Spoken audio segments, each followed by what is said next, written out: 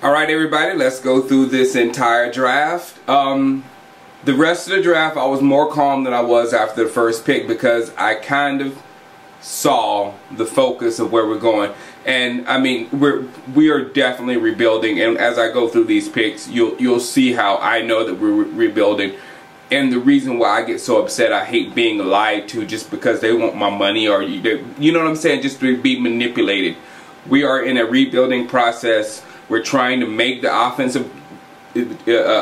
completely like Jason Garrett wants it, and the defense, I have no idea what we're going to do with on the defensive side of the ball. But I doubt very seriously you will see us spending a whole lot of money on some free agents on the defensive side of the ball, because as far as these draft picks, none was made to make us be a contender next year, of this coming year. None of these picks.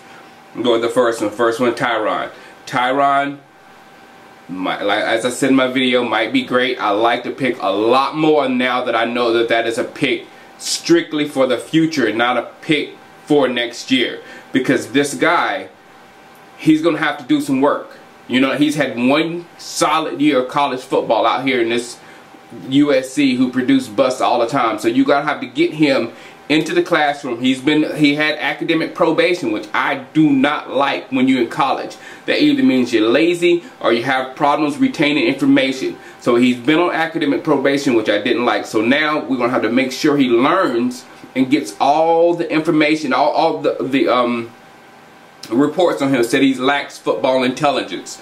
We've got to get the football intelligence to him, because he's going to be the left tackle. He's going to be protecting the quarterback, whether it's Tony Romo or the next quarterback, who I think he's going to be protecting more of. So this pick could be absolutely gorgeous. I love all his measurables and all that kind of stuff. The only thing I'm worried about with him is the football intelligence and him being able to grasp the NFL game. And because they even said in his bios that he had trouble with blitzes. You know, ooh, that's what we have trouble with. You know what I'm saying? So he's going to have to really work to be the best in the league, but I have no doubts that he can do it with that frame and with that body and with the quick hands and all that kind of stuff. So good pick number one. Good pick for the future. Not good pick if we're going to try to win next year. Next pick, Bruce Carter. This is the pick that I was like, oh, that's what Dallas is doing. When we got Bruce Carter is an absolute athletic phenom. But he blew out his ACL, which is, it's a tough injury. So he's got to come back from it. There are reports that he may be 100% by the time the season starts, but you have to spend your time getting him physically ready and then trying to get him mentally ready, learning the plays, and he's not going to get as much practice. That pick will not touch the field for a good minute. Maybe he moved in like Sean Lee was last year. So it was a definite future pick, and when I saw another definite future pick, I was like, whoa, okay, we're building for tomorrow. And the thing I don't like about him is that he's not aggressive. You know what I'm saying? We got two Sean Lee and we got him. Both of them, they're not power guys. They're not attack guys. They're not intimidating guys. You know what I'm saying? They're more finesse, run, let the play come to them, and go attack it or whatever. So I don't like the style of I don't as you go through these players and as we go through stuff, it's going to be obvious I don't like the style of defense we're going toward, and I really don't like the style of offense, although it's going to be very exciting. I think a lot of you will like it. Next pick, DeMarco Murray. I don't really have a problem, but again, that pick tells me something's that pick can't really do anything for us until we make some more moves in our running back department.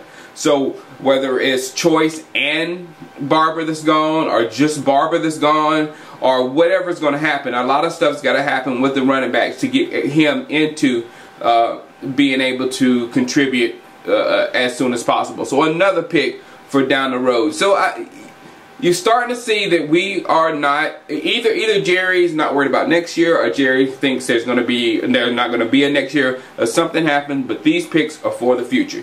Now, a lot of people don't like the next guy, David Arkin. I do. because he's smart. I love intelligent, especially when it comes to offensive linemen. He kind of reminds me a little bit of Doug Free, not in his intangibles, but in the where he was drafted and his ability to move across the line, and we'll be able to find a good home for him. So I really like that pick. I'm hoping that he is as much of a good offensive lineman as Tyron Smith will be when they mature. The next one is defensive back Josh Thomas, who I loved before the draft. But again, this guy has possibly starting talent, but he played in Buffalo, and he has a lot of work that he needs, a whole lot of work that he needs to do. So he won't be able to contribute right away, but that guy has the skills to actually be something really good for us. But again, not immediately. So it's just becoming really obvious what's going on here. The next pick, Dwayne Harris from East Carolina. I love that pick a lot. They said Tony Romo loved that pick a lot. I just hope that he is going to be fast enough to make all those cuts and moves and work the interior for in the NFL, because we do need a slot receiver. We do need a slot receiver really bad. The next pick, Sean Choppas. You know, I was excited at first because I was like, wow, we need a blocking fullback because, you know, what happened with Romo and missing that block. But Choppas isn't really a blocking fullback. He's more of an H-back, another one of guys who will be able to catch the ball and make something happen. Another part of Jason Garrett's offense. And all this guys, that again, things that bother me about it, the DeMarco Murray and everything, I don't know where we're going to get a running back that's going to go through the tackles. I don't think we're going to even have plays of where we're going through the tackles. I think all our running plays is going to be draws, counters, and things of that sort. So I don't like that type of offense. I like the type of offense where we line up in front of you and we come at you and we keep coming at you, going straight up the middle when we need to, because sometimes we need to drain the clock, sometimes we need to keep your guys on the bench. There's a lot of reasons you need to just pound the ball and drain the clock in my mind in football, and we're going completely against that. We're going by the way of like the Philadelphia Eagles, where we have a lot of weapons where we can go around and we can hit all these weapons, but 3rd and 2 is going to be a problem like it was last year. Goal line is going to be a problem like it was last year. And if you lose those type battles, then winning in the NFL is going to be really tough. The last pick, offensive line Bill Nagy, didn't really do that much on him, but I'm hoping for the best for all that. So overall, I give us maybe a C, you know, because it was lower than a C before. But now that I know that we're building for something tomorrow, not building for something today, then it showed itself to what it was. So hopefully we're not good at the draft, people. We can talk up these guys all we want to, because I've got videos in the past of every one of you guys talking up people who are not even in a team anymore, that never made it, blah blah blah. They just was talked up by Jerry and the organization, and we love them. So I hope the best for these guys, but our scouting department doesn't have a good record. All right, holla at you.